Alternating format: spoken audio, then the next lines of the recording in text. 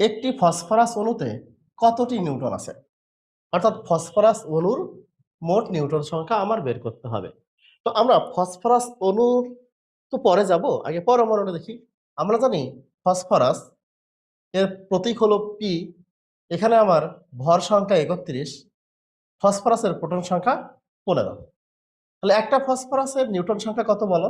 একটা ফসফরাসের নিউট্রন সংখ্যা হলো ১৬। অর্থাৎ ফসফরাসের একটি পরমাণুতে আমার ১৬টি নিউট্রন সংখ্যা আছে। এখন বলা হচ্ছে ফসফরাসের একটি অণুতে মোট কতটি নিউট্রন সংখ্যা আছে। এবার সে অণুর সংকেতটা জানি আমরা। আমরা জানি অণুর সংকেত হলো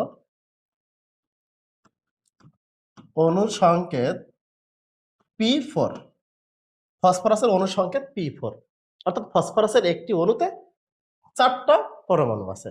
একটা পরমাণুতে আমার নিউট্রন আসে কয়টা? ১৬টা। তাহলে একটি অণুতে কয়টি থাকে? একটি অণুতে থাকে ১৬ × ৪ অর্থাৎ ৬৪টি। তাহলে ফসফরাসের একটি অণুতে নিউট্রন সংখ্যা আছে আমার ৬৪টি।